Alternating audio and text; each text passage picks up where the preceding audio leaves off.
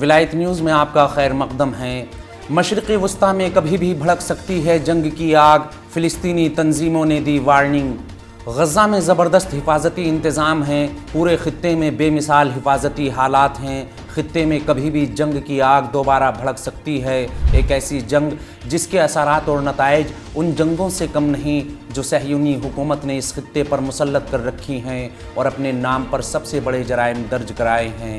ان دنوں غزہ کے شہریوں کا حال بالکل ان دنوں جیسا ہے جو اس علاقے کے باشندوں کے ذہن میں غاصب صہیونی حکومت کے ساتھ ہوئی آخری جنگوں کی یاد کے طور پر رہ گئے ہیں۔ غزہ، مغربی کنارے اور یہاں تک کہ یروشلم میں صہیونی حکومت کے حملوں اور جرائم میں غیر معمولی اضافے کو دیکھتے ہوئے تمام شواہد اس بات کی طرف اشارہ کر رہے ہیں کہ جلد ہی علاقے میں ایک جنگ شروع ہو سکتی ہے۔ مستقبل میں غزہ کی طرف سے کسی بھی خطرے کی روک تھام کے نام پر فلسطینی تنظیموں اور غزہ میں الگ الگ مقامات کو نشانہ بنانے کی صہیونی حکام اور اس ملک کی انتہا پسند کابینہ کے ممبران اور فوجی کمانڈروں کی دھمکیوں نے اس خطرے کو سنگین کر دیا۔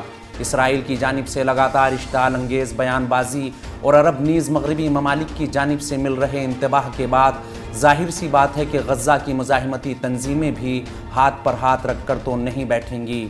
غزہ میں حالات سنگین ہیں اور مزاحمتی تنظیمیں بھی ہائی الرٹ پر ہیں۔ غزہ میں کسی بھی وقت دھماکہ ہو سکتا ہے۔ ہر کوئی غزہ میں ہونے والی جھڑپوں سے پریشان ہے کیونکہ وہ جانتے ہیں کہ قابض صہیونی حکومت کے حملوں کا اگلا دور طویل اور زیادہ تباہ کن ہوگا، خاص طور پر چونکہ یہ حکومت عام طور پر اگلی جنگ وہیں سے شروع کرتی ہے جہاں سے اس نے پچھلی جنگ اپنے تمام جرائم اور خونریزی کے ساتھ ختم کی تھی۔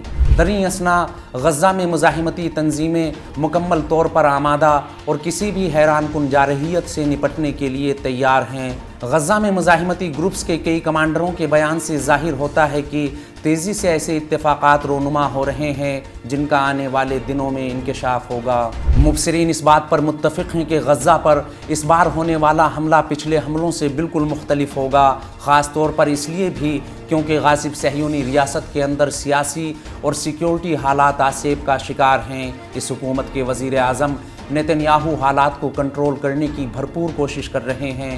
وہ فلسطینی مزاحمتی کمانڈروں کے خلاف کوئی بھی قاتلانہ کارروائی، قتل و غارت گری، یہاں تک کہ اغوا کرنے کا فرمان بھی صادر کر سکتے ہیں۔